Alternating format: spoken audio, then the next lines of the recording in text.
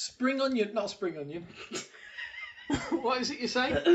She's no spring onion? Why is it you're a spring chicken and never a spring chicken? Why are you never a spring aardvark? I don't know. Do they have aardvarks in spring? I thought they were kind of all round, to be honest. I thought they hibernated. Do they? I don't know. I know nothing about aardvarks.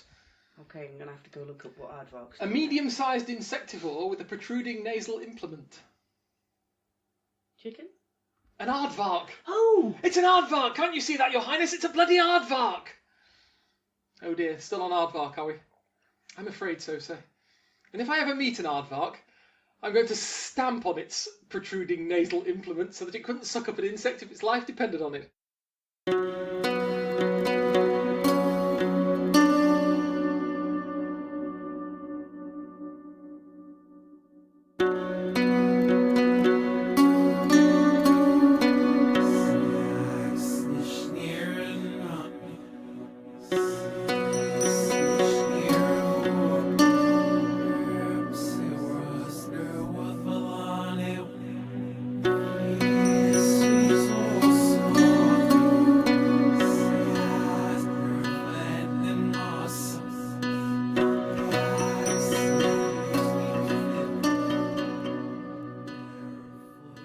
Well, we're here.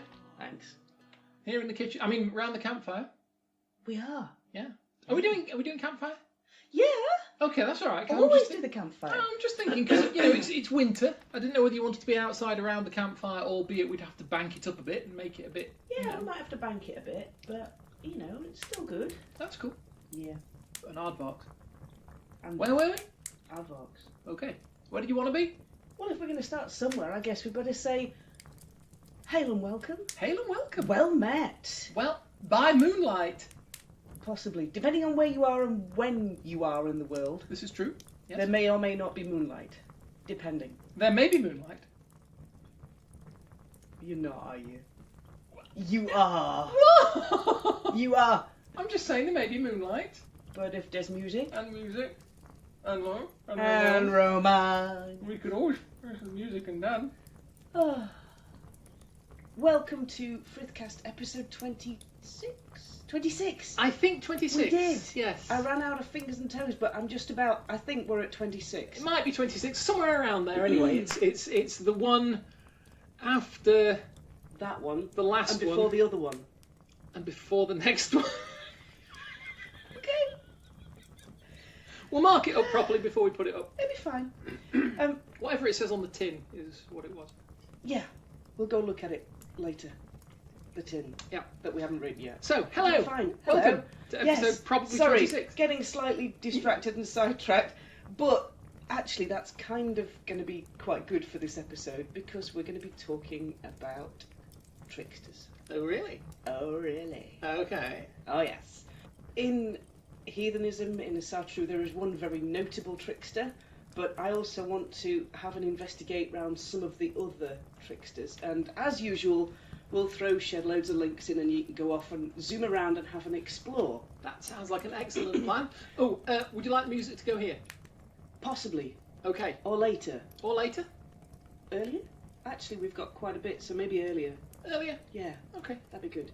So before we zoom into the wonders of tricksters, I'm Suzanne. I'm a UK ambassador for TAC, which is the Asatru community. And I'm Kate, and I'm a druid who happens to live here. Hooray! Yay! This is a good thing. Okay, so as a celebrated druidy thing, Kind of. what is there in your mythology and your understanding that represents the trickster? Well, I'm a bit of a funny example of a druidy thing, in that most druids will have a particular affinity for the Celtic mythologies. I kind of don't that much. I don't have a sort of a specific mythology as such, and probably I'm more... I know there are a couple of trickster figures in Celtic mythology that could fit the mould. A lad called Gwydion, who is a sort of magical trickster type being, and the god. Now you're going to have to forgive me if you have any knowledge of Irish or old Irish pronunciation, but I'm going to say Lugh, the god Lugh, whence we get the term Lunasa for the second harvest. First Harvest. He also sort of fits that mould, but my primary affinity is actually, ironically enough, and I'll get kicked out of the Druid Club for this, because my primary affinity is actually with the Roman deities. In which case you have a couple who would fit the description, being Mercury, who is also primarily the god of communication, and also interestingly the god of the internet. Also good, which is kind of cool. His Greek equivalent would be Hermes. Hermes, that's right. Yeah. And also Discordia, who is the goddess who brings discord, disorder, chaos, disharmony. Yeah. Okay. So we're going to talk a little bit about tricksters in general and focus on how those parts reflect back into the Norse pantheon. Okay. Probably with a couple of side alleys, because we do side alleys. Yeah, and why not? So you find trickster types in cultures across the polytheistic world. You won't find them where you have duality or where you have binary deities. Okay. We're not looking at them in monotheistic terms as a rule. Yeah. You find them where you have groups of gods or groups of deities. So you'll find Hermes, and you'll find Mercury, you'll find Legba, Loki, Raven, Eshu, Odysseus, the Monkey King from Monkey's Journey to the West. Oh, yes! Yeah. And you'll find Coyote as well. Uh-huh. And those are some of the really big trickster types, but you'll only find them where you have a group of gods rather than... Is Anansi a trickster? Do you know? I don't know. I have to look it up. Carry on then, sorry. Okay. So they are the masters of the in-between, or the mistresses of the in-between in some cases. Okay. The tricksters don't live at the hearth. They don't generally have a home. So in the Norse, in heathenism, Loki doesn't have a hall of his own. He has a family, but most of the other gods have halls and lands which are listed. They have titles. They have places that they call home. But he never has one. He never has a name of a hall. He doesn't have a Valhalla or what is it, Sessrumnir? Sessrumnir or Folkvang. Yeah. He doesn't have any kind of place, but he has family. So where do they live? Okay. But side point, the tricksters don't live in the halls of justice, especially not in the halls of justice. They're not associated with the soldier's tent, the shaman's hut. They go through each of these, but they're the doorway. They're the crossroads. They're the spirit of the road at dusk. They're the road that joins two towns together but belongs to neither of them. Liminal beings. They are very, very liminal. If you look at tricksters in a lot of the different understandings of culture, they're often very, very hungry. They're all to do with food. At the beginning, I can relate. Their stories are to do with food. So in the Norse pantheon, Loki is known as Wildfire. His appetite for food is seen in the challenges that they face at Utgard, when he eats his way down the length of a trencher. Food to see who can eat the fastest. They're also connected with food in other aspects. So Loki especially, when he's on the run, when the gods are hunting him, right at the very end of the mist cycle, he devises the first fishing net because he likes to take the shape of salmon and swim in the rivers to hide himself. Yeah. So he sits there and thinks, what would be the way that the gods would catch me if I were a salmon? And he creates the first fishing net. And when the gods come upon him, he throws the net on the fire. But they can see from the lines, the blackened lines and the ash, what kind of shape of thing they need to catch him with. So he built the thing that he knew they would need to catch him. He did. He invented the thing that eventually caught him. So he's simultaneously an innovator and a hunter, but also the prey. All right. He's both at the same time. The seed of his own downfall. Yes. Sort of thing. He creates the seed. What's the one thing that I have to avoid? It looks like this. Okay. And then it's in being, it's created, and it's accessible to the rest of the gods. That's interesting. Okay. Yeah. If you look at, there's a a trickster on the North Pacific called Raven, and he makes the first fish hook. The oldest known use of the word trick in Homeric Greek refers to baiting a hook to catch fish. So it's all to do with fish. Okay. Fishing, which is one of the simplest methods of hunting and gathering. After you've gone after all the plants, or as well as going after all the plants, fishing is your next sort of step up before you start expending a huge amount of energy in tracking larger game. Yeah. Fish is game that's generally a lot smaller and therefore easy to handle. And it tends to come to you. And it tends to come as to long you. as you know where to be for it to come to you. Yes, yeah. There are stories where it's the fish's hunger or the fish's instinct that drives them into the traps that the trickster has created. Yeah.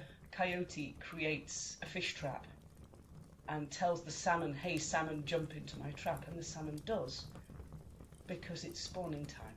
Okay. And the salmon is driven by a need to get to a particular point on the river where Coyote's put his traps. Right. So he puts the trap out, but it's the fish's desire and intent and hunger that drives it into it. Traps itself. Yeah.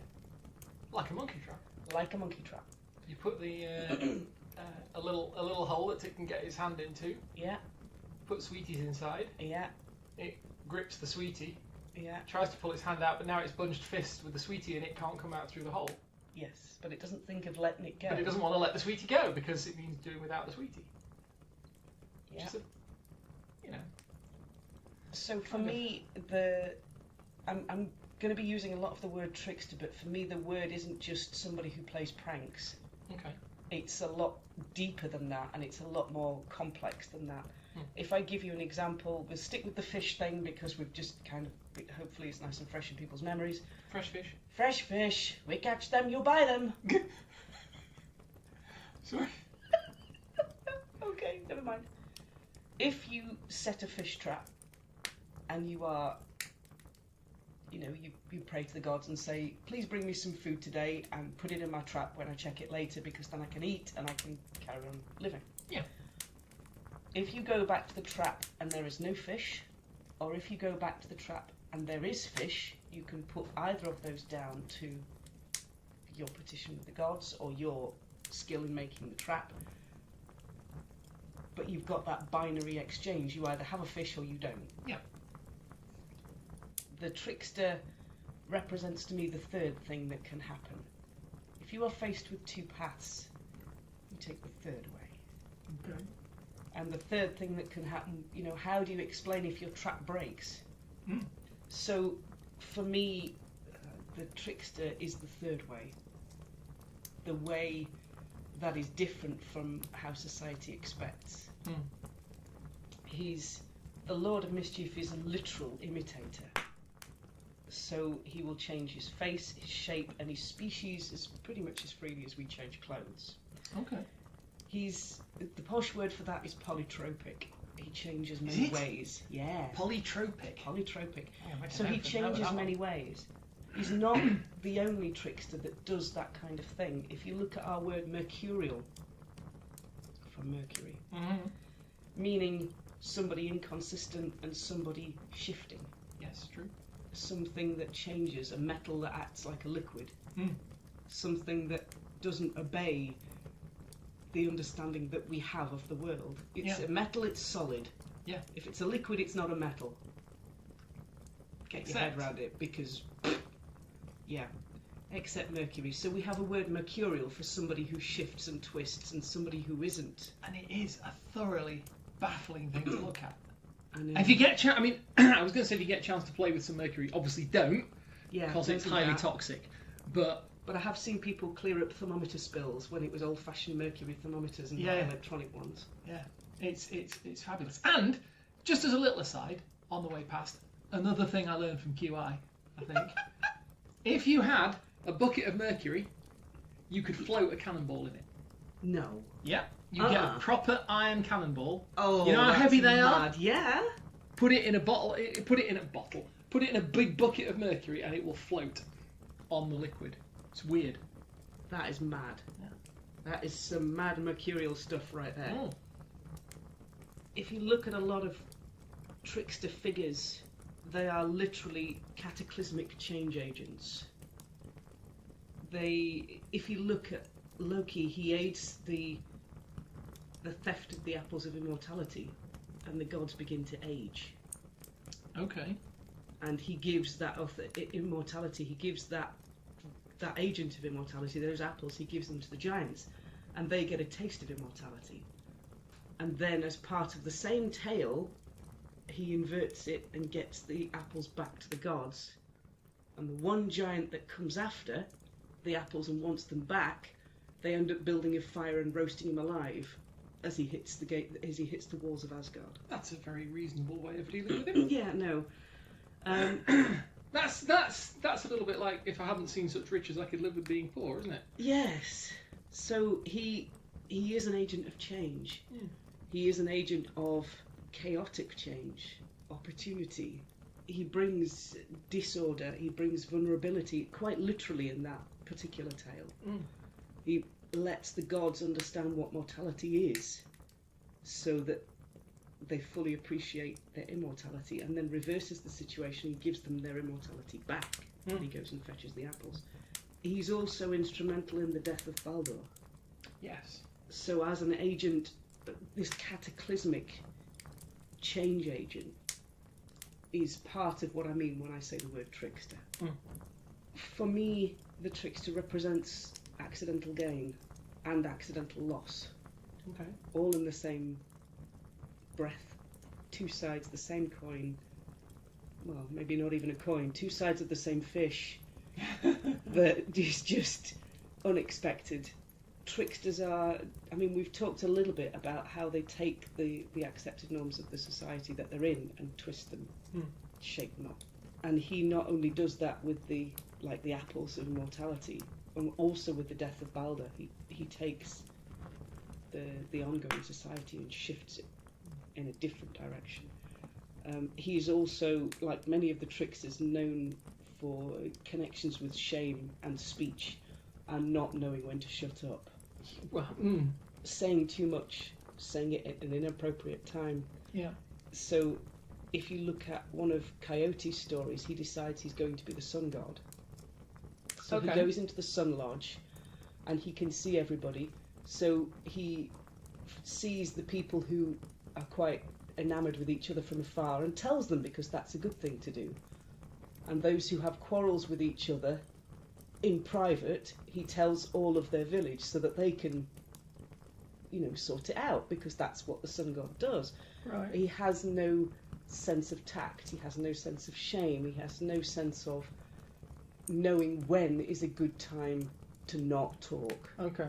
There's no diplomacy there. There really isn't, not with Coyote in charge. And so the tale ends very abruptly by saying they got rid of Coyote very quickly. Oh, okay. By basically saying you need to have that understanding societal tact. And those unwritten social rules that say when it's a good time to talk and when it's a good time to not. Yeah. There are verses in the Havamal that cover the same thing. But the really big one is Loki's flighting.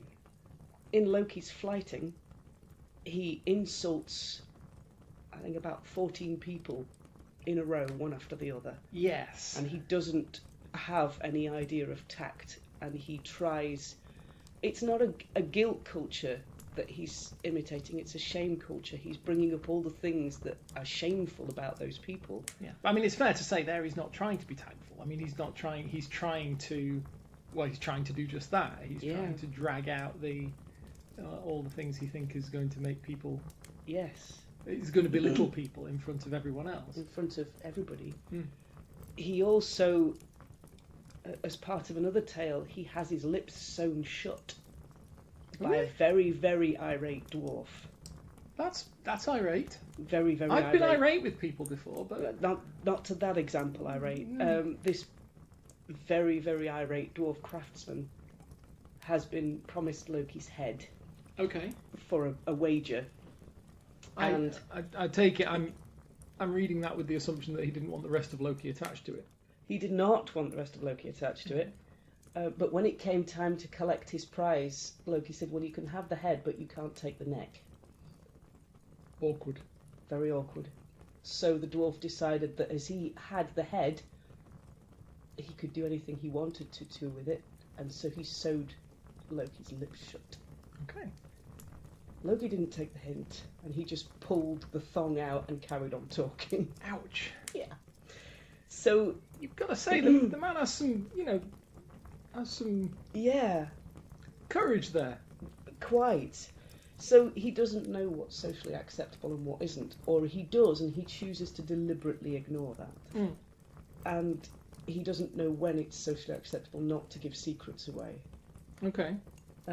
So tricksters, all of the tricksters, Loki included, if you're thinking about working with him, some heathens will acknowledge him, some won't, because they don't want his attention. The people that do want to acknowledge him feel that it's better to acknowledge him, but again, to invite wildfire into your home... And expect it to stay in the hearth. And expect it to stay in the hearth. You have that balance to find, I suppose, between, as you say, attracting attention and not insulting. And not insulting. That's the thing. I mean, if you exclude him entirely, you never mention his name, you don't acknowledge his existence. Yeah. He will remind you of his existence, I'm fairly sure. He will. And there are ways and means, I think, that he has at his disposal.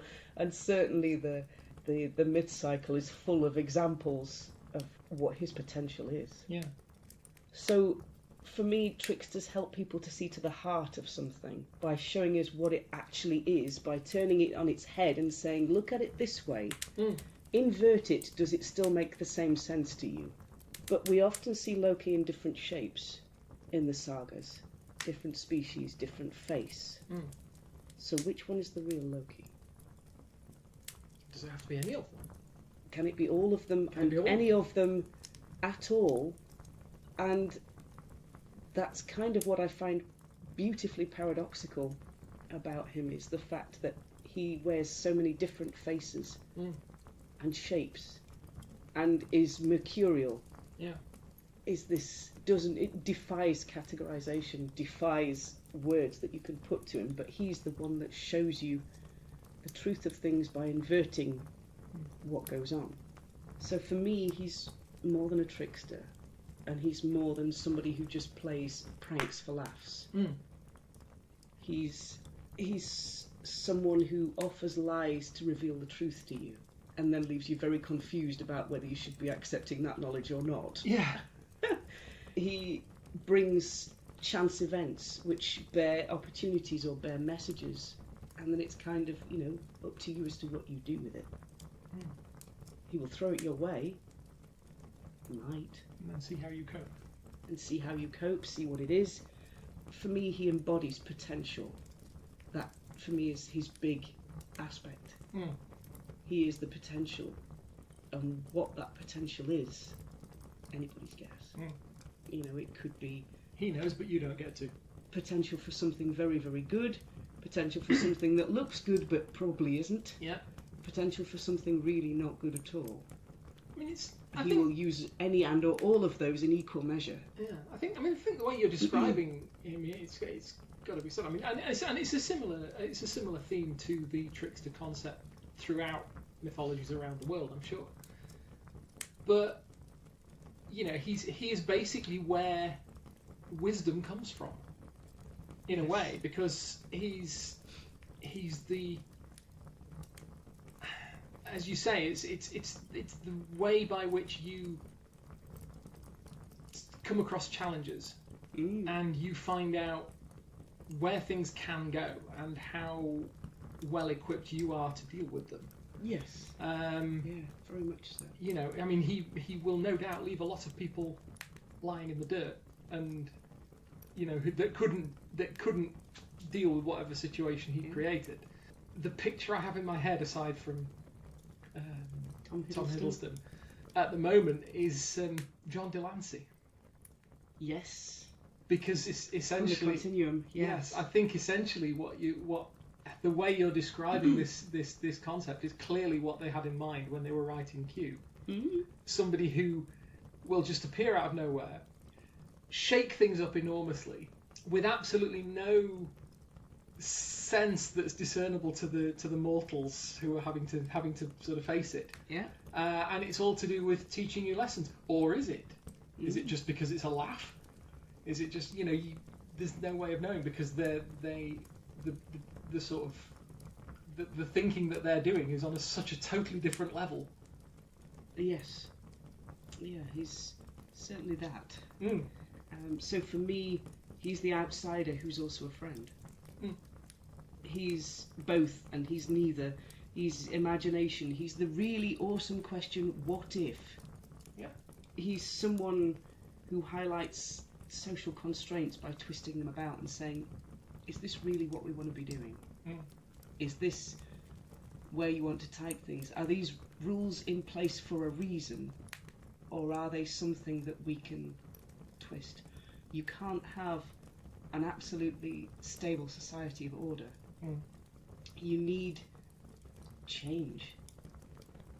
And you need, whether it's playful change or whether it's cataclysmic change, you need change to evolve, to grow, to develop, to learn, to not quite be the same person you were a year ago.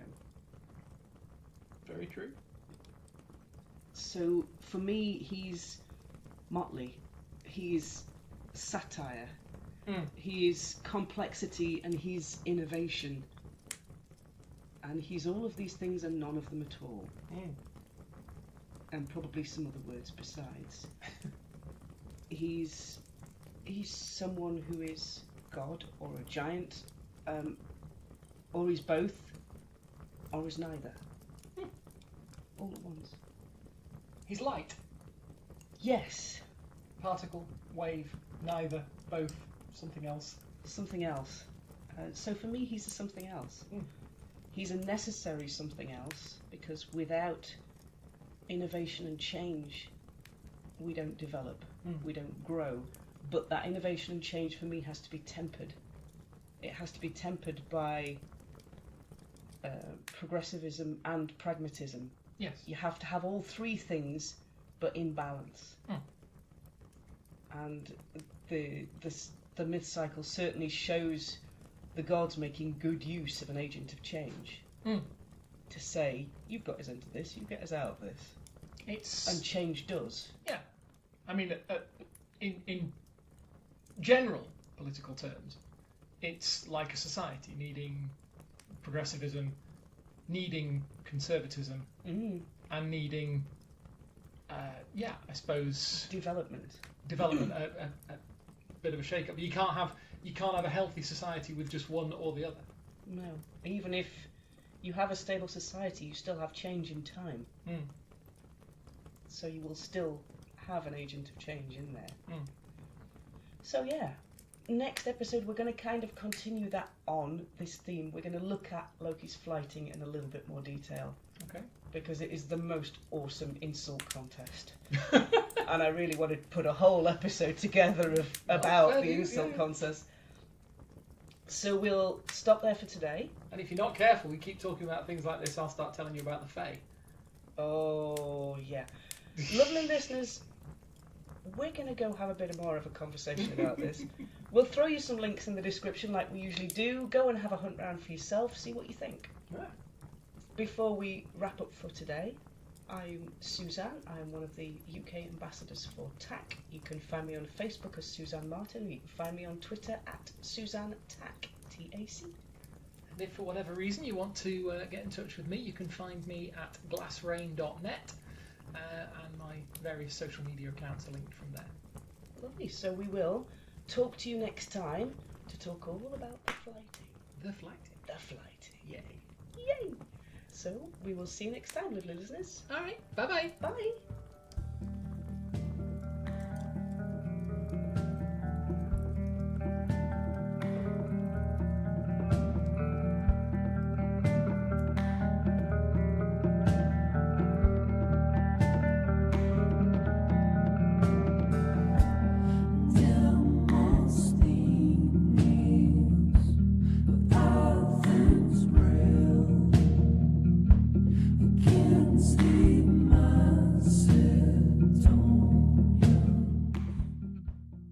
The staff of Ra. I has translated it. What did it say? It say this. Ra!